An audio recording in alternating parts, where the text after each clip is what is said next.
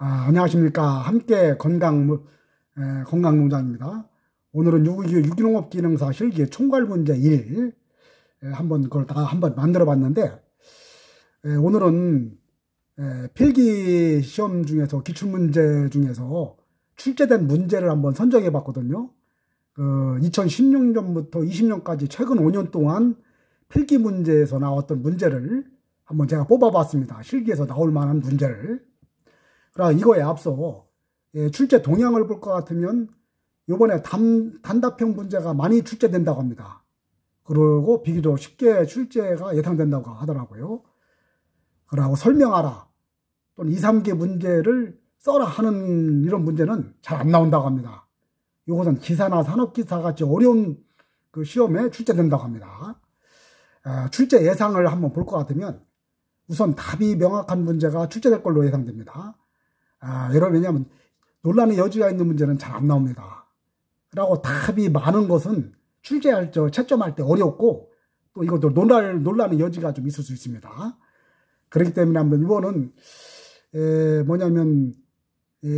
기존에 필기에서 나왔던 문제가 실기에서도 좀 나오지 않을까. 이번 실기 관련 그 해당되는 그런 필기 문제가 출제되지 않을까 하는 생각에서 제가 이렇게 필기 기출문제 최근 5년간 것을 한번 뽑아봤습니다. 한번 요것들 한번 불러보도록 한번 하겠습니다. 1번 진딧물 피해를 입고 있는 고추밭에 꽃등해를 이용하여 방지하는 방법은 생물학적 방법입니다. 천적, 병원성 미생물을 이용한 방제 방법은 요것도 생물학적 방제 방법. 또 천적의 종류, 이 천적의 종류는 우리가 저번에 봤듯이 포식성 곤충, 기생성 곤충, 병원성 미생물 이 세 가지가 있습니다. 이런 식으로 생물학적 방제 방법을 설명하시고가 아니라 진딧물 이렇게 주어지고 이것이 뭐냐 이렇게 할 때 생물학적 방제 방법, 또 화학적 방제 방법, 물리학적 방제 방법 이런 식으로 아마 문제가 출제되지 않을까 이렇게 생각이 됩니다. 세 번째 문제, 과일에 봉지를 씌우거나 유화 등을 설치하여 병해충 방제법은 이것은 물리적 방제법입니다. 4번, 농기구나 맨손으로 잡초나 해충을 직접 죽이거나 열, 광선 등을 이용하여 잡초 병해충을 방지하는 방법은 이것은 물리적 방제. 5번, 윤작, 품종의 선택, 생육시기 조절 등을 통한 병해충 방제법은 경종적 방제법입니다. 또 윤작, 혼작, 생육기 조절을 통한 방제법은 경종적 방제법 이렇게 됩니다. 아마 이 문제 중에서 나오지 않을까 한번 생각이 들어갑니다. 이런 문제가.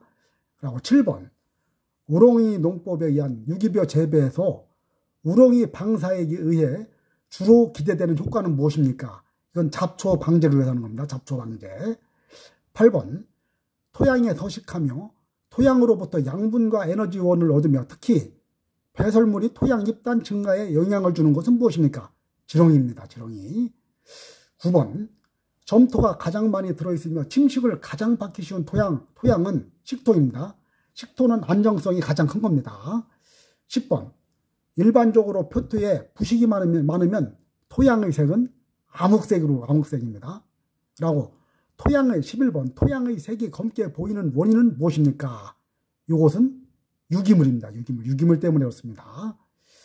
자, 12번 한 종류의 작물이 생육하고 있는 일항 사이나 포기 사이에 한정된 기간 동안 다른 작물을 파종하거나 심어서 재배하는 것은 간작입니다. 간작. 또 이번 참외밭 둘레에 옥수를 심는 경우 작부책이 한번 묻는다고 하면 주의작. 한 포장에서 2종류 이상의 작물을 일항별로 번갈아 심어 재배하는 것은 무엇입니까? 하면 교작. 이렇게 이해해 주시기 바랍니다.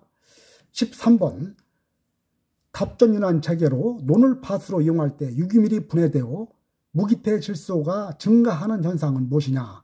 건토 효과. 14번 경작지 전체를 3등분하여 매년 3분의 1씩 경작지를 휴환하는 작부 방식은 3포식 농법입니다. 이 3포식 농법은 윤작의 세 가지 형태 중에서 곡조식, 3포식, 계량 3포식, 윤제식이 있습니다. 이것도 더불어 알아주시기 바랍니다. 15번 과수원의 토양에 풀이 자라지 않도록 깨끗하게 길을 매주는 방법은 청경법입니다. 또 참고로 과수원의 토양관리법 중 풀이나 목초를 피복하는 방법은 초생법입니다. 초생법.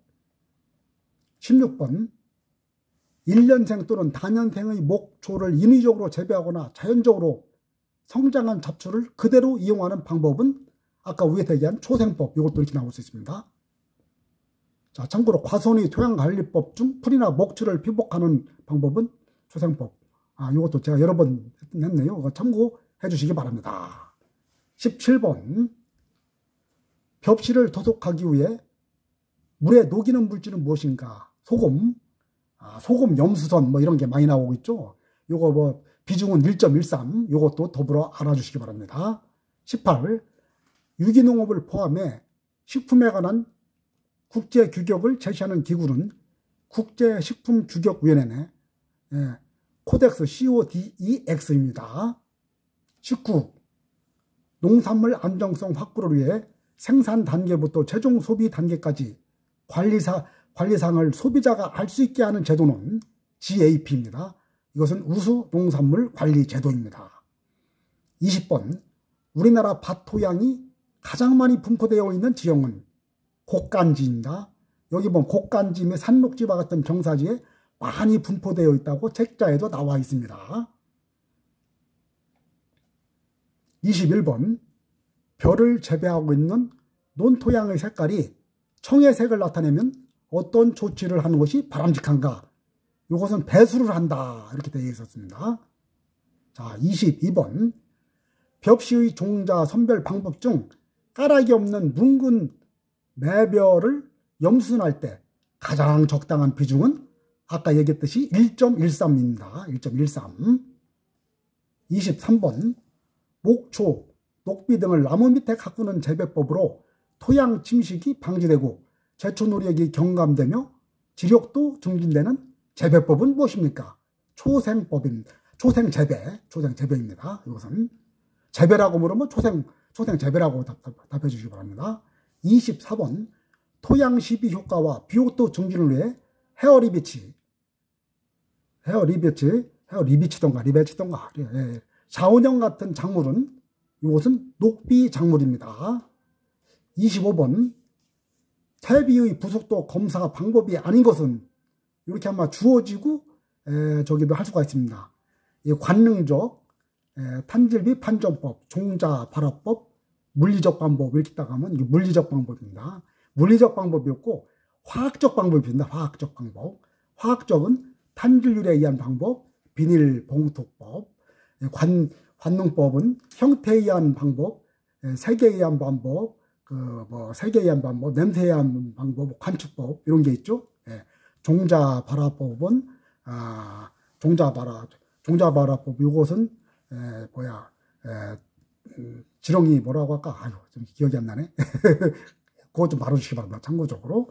26번 친환경 농산물 인증을 담당하는 기관은 국립농산물품질관리원하고 민간인증기관 두 군데입니다. 27번 농경지에서 질소기화 현상이 일어나는데 가장 크게 관여하는 것은 탄질비입니다. 탄질비가 30일 이상일 때 나타납니다.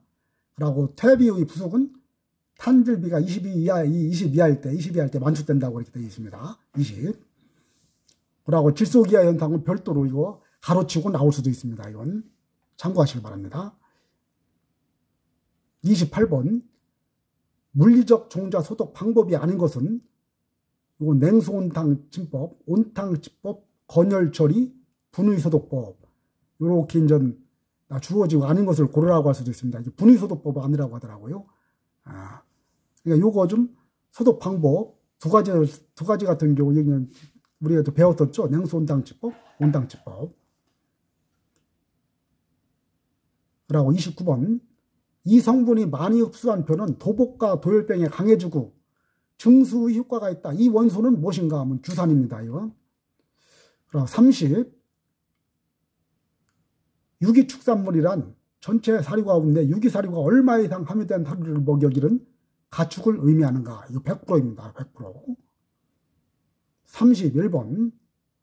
동물용 의약품을 사용한 가축은 해당 약품 휴약기간에 최소 몇 배 지나야 유기축산으로 인정할 수 있나? 2배입니다. 2배. 이렇게 해서 제가 필기 5년간 최근 나왔던 문제 요것을 한번 제가 추려봤습니다. 추려봤는데 지금 제가 얘기한 것 중에서 굉장히 중첩되는 게 많습니다. 보면 이런 문제는 아마 요번에 출제할 때 좀 많이 나오지 않을까 하는 생각이 들어서 한번 이렇게 제가 자료를 한번 만들어 봤습니다. 그리고 또 이 본 자료를 보려면 제가 다음입니다. 다음에 함께 건강 농장 이렇게 또 조회되어 있고 블로그 다음.net 샵 CHAEBYO 이렇게 조회를 하면 제가 이것을 거기에 등재를 해놨으니 이것을 참고해 주시기 바랍니다.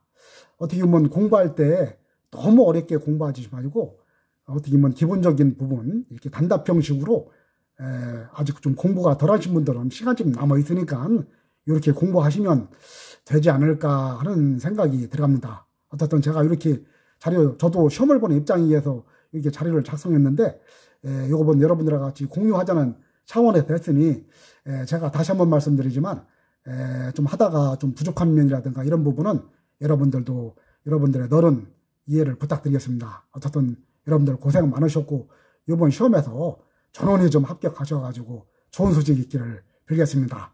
감사합니다. 함께 건강농장이었습니다.